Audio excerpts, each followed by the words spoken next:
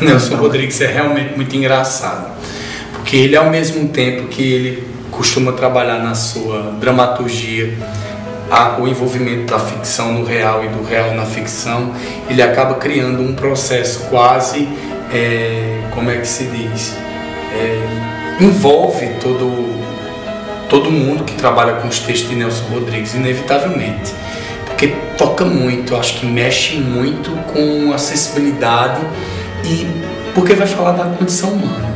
Eu acho que lembrar o momento exato, eu acho que é quase impossível, porque na verdade depois que a gente escolheu Nelson Rodrigues, eu acho que o momento exato começou com os textos. É verdade. Cartas de Amor e Fidelidade foi a primeira leitura que a gente fez. Aí depois a gente sentiu a necessidade de ter que se produzir um terceiro ato, verdade, porque a gente achava que seria muito curto o espetáculo. Aí um texto que pudesse estar diretamente associado a uma linguagem para um grupo mais escolar, e é exatamente a maior dificuldade, eu acho que no caso da gente, em encontrar esse texto, porque na verdade Nelson Rodrigues tem uma temática muito adulta. Quando a gente encontrou Valsa número 6, a dificuldade foi por um outro motivo. É saber se os alunos iriam captar essa mensagem. A parte de teatro, a gente está buscando mais esses cantores e cantoras da época de ouro do rádio. É como referência principal, até para datar mais em relação ao figurino também. O figurino de teatro é nos moldes da época, diferente do de dança, que é atemporal, e a música também leva para esse plano mais atemporal. Dentro a gente tem alguns estilos diferentes de música, mas que todos eles trazem o sentimento necessário para a cena. O mais engraçado disso é que, apesar de não ser uma composição original para o espetáculo, mas as músicas encaixaram tão bem com a cena, com os textos, o que reforça também que são dramas comuns. O universo que situa o espetáculo de dança e o de teatro são completamente diferentes. Apesar de falar do mesmo Nelson, o espetáculo de dança, a gente fala muito dessa mulher atemporal. As mulheres de Nelson da década de 60 são as mesmas de hoje. E é uma releitura muito boa que está sendo construída em cima dessas personagens, porque na verdade, e a gente conversou muito sobre isso, na verdade as mulheres de Nelson, elas representam uma resposta das mulheres à sociedade, aos tantos anos de repressão e de opressão que essas mulheres sofreram. E aí gera-se, através dessa dramaturgia de Nelson Rodrigues, a assassina.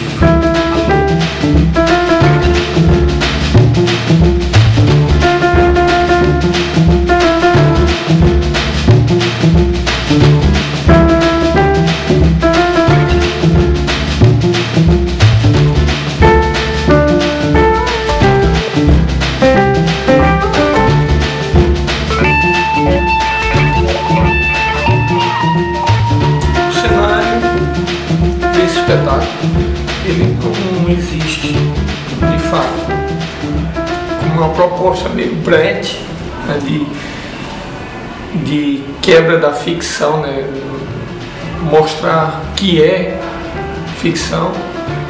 Então a estrutura cenográfica é puramente elementos em cena, então o lustre, o abajur, a mesa, o sofá e molduras de portas e janelas em um espaço aberto, sem coxia, consequentemente torna-se um cenário bastante simples, né? A ausência desses elementos cênicos ricos que geralmente as pessoas esperam e não tem, inclusive não só elemento cênico, mas como coxias, tapadeiras, bambolinas que estão sendo suprimidas no espetáculo para expor nua e crua a realização da ficção, que curiosamente tem a concepção da ideia, tem tudo a ver com a proposta do Nelson Rodrigues.